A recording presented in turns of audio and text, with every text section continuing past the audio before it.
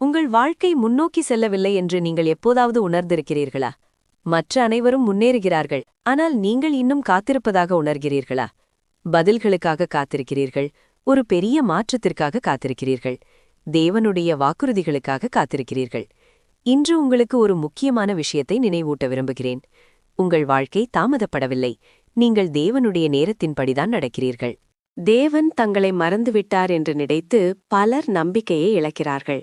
நீங்கள் ஜெபிக்கிறீர்கள், காத்திருக்கிறீர்கள், ஆனால் எதுவும் மாறுவதாக தெரியவில்லை.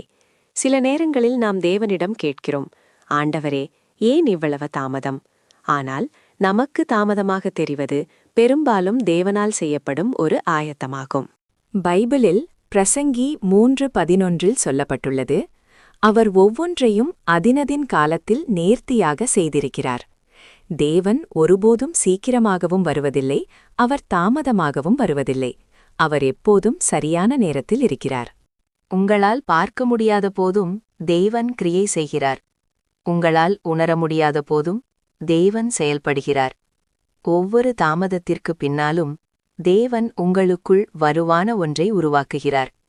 உங்கள் விசுவாசம், உங்கள் குணாதிசயம், உங்கள் சாட்சி ஆகியவற்றை அவர் உருவாக்குகிறார்.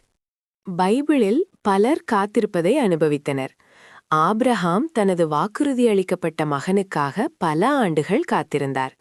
யோசேப்பு ஒரு தலைவராக மாறுவதற்கு முன்பு துரோகம் மற்றும் சிறைச்சாலையை கடந்து காத்திருந்தார். அவர்களது காத்திருப்பின் காலங்கள் வீணாகவில்லை, அவை அவர்களுக்கு ஆயத்த காலங்களாக இருந்தன. ஒருவேளை நீங்கள் மறக்கப்பட்டு விட்டதாக உணரலாம், காத்திருந்து களைப்படைந்திருக்கலாம். ஆனால் இன்று தேவன் உங்களுக்கு நினைவூட்டுகிறார், உங்கள் காலம் வந்து கொண்டிருக்கிறது. கதவு திறக்கும், வெற்றி கிட்டும், வாக்குறுதி நிறைவேறும். நீங்கள் காத்திருக்கும்போது இந்த 3 காரியங்களை செய்யுங்கள். தேவனை நம்புங்கள், சோர்ந்து போகாமல் ஜெபியுங்கள், விசுவாசத்தில் தொடர்ந்து நடங்கள். உங்கள் காத்திருப்பின் காலம் ஒரு பெரிய சாட்சியாக மாறும். நாம் ஜெபிப்போம். பரலோக பிதாவே, இன்று இந்த செய்தியை பார்க்கும் ஒவ்வொருவருக்காகவும் ஜெபிக்கிறோம். அவர்கள் இதயங்களை வலுப்படுத்துங்கள். அவர்களின் காத்திருப்பின் காலத்தில் அவர்களை தேற்றுங்கள். அவர்களால் பார்க்க முடியாத போதும் நீர் கிரியை செய்கிறீர் என்பதை அவர்களுக்கு நினைவூற்றுங்கள். அவர்களுடைய சாட்சி உம்முடைய நாமத்திற்கு மகிமையை கொண்டு வரட்டும். இயேசுவின் நாமத்தில் ஜெபிக்கிறோம்.